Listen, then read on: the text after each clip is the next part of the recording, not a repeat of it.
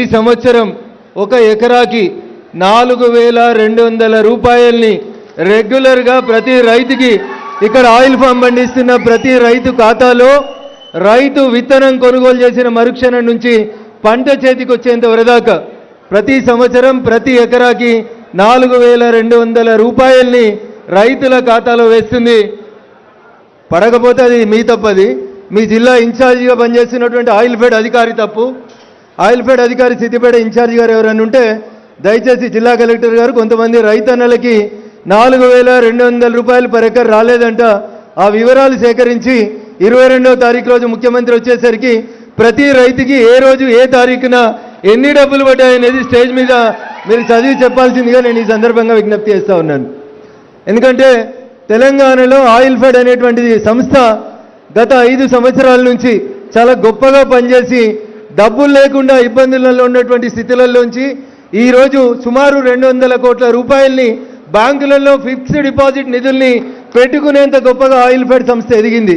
దీనికి కారణం భారత ప్రభుత్వం 2004 నుంచి 2014 వరకు ఎడిబుల్ ఆయిల్స్ని ఇతర దేశాల నుంచి సుమారు 9 మిలియన్ టన్నుల వరకు ఎడిబుల్ ఆయిల్స్ని దిగుమతి చేసుకునేటువంటి పరిస్థితి ఉంటే భారత ప్రభుత్వం 2014 తర్వాత పామ్ ఆయిల్ మీద పెంచినటువంటి సబ్సిడీ, రైతన్నలకు ఇస్తున్నటువంటి ప్రోత్సాహం, నేను ఇందాక చెప్పిన 4,200 పర్ ఎకర్ రైతన్నకి ఇస్తున్నటువంటి విధానం పట్ల రైతన్నలు ఆకర్షితులైనరు. దేశం మొత్తం సుమారు 15 లక్షల ఎకరాల లోపల ఈ పంట సాగు అవుతూ ఉంటే అందులోపల మన తెలంగాణ మిగతా రాష్ట్రాలతో పోటీపడి ఎక్కువ శాతం పామాయిల్ దిగుమతికి పామాయిల్ను పండించేటువంటి దిశగా అడుగులేస్తున్నందుకు తెలంగాణ రైతాంగానికి ఈ ఉగాది పర్వదినం సందర్భంగా నేను శుభాకాంక్షలు అభినందనలు తెలియజేస్తా ఉన్నాను.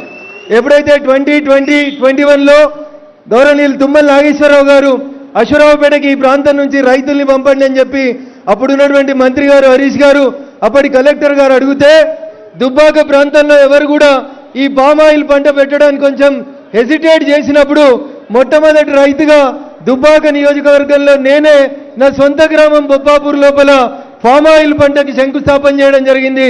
దాదాపు 3,000 ఎకరాలు సిద్దిపేట నియోజకవర్గం తర్వాత ఈరోజు సిద్దిపేట జిల్లాలో 3 నుంచి 3,500 ఎకరాల వరకు రైతులు పామాయిల్ పంట పండిస్తూ ఉన్నారంటే ఆ రోజు ఖమ్మంకి బస్సులు కట్టి అశ్వరావుపేటకు బస్సులు కట్టి రైతుల్ని తీసుకుపోయి పామాయిల్ గురించి పదే పదే ఎక్స్ప్లెయిన్ చేయడం వల్ల ఈ ప్రాంతాల్లో ఉన్నటువంటి కోతుల బాధ తప్పించుకోవడానికో ఇతర అడవి పందులు లాంటి సమస్యల నుంచి బయటపడడానికో రైతన్నలు పామాయిల్ వైపు అడుగులు వేయడం జరిగింది. నిజంగా పామాయిల్ పంట ఒక రకంగా చెప్పాలంటే రైతుకి మంచి ఆదాయాన్ని ఇస్తూ ఉంది. కాబట్టి రైతన్నలు ఎవరెంత చెప్పినా రైతు అన్ని లాభ నష్టాలని బేరీజు వేసుకున్న తర్వాతనే తన పొలంలో ఏ పంట వేయాలనేది నిర్ణయించుకుంటాడు. ప్రభుత్వం ఎన్ని ప్రోత్సాహకాలు ఇచ్చినా ఎన్ని సబ్సిడీలు ఇచ్చినా రైతు తన రోజువారీ వ్యవసాయం పనులోపల తనకు నష్టం లేదనుకున్నప్పుడు మాత్రమే ఆ పంట వైపు ముందుకు పోతాడు.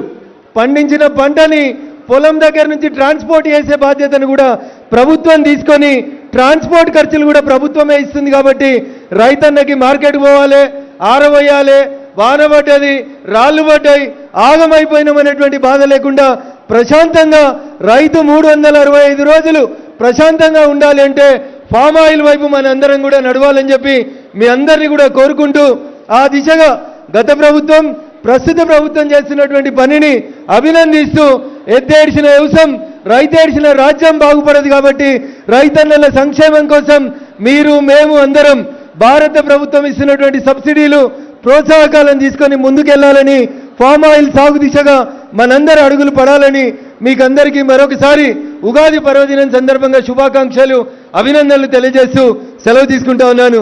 జై జవాన్, జై కిసాన్.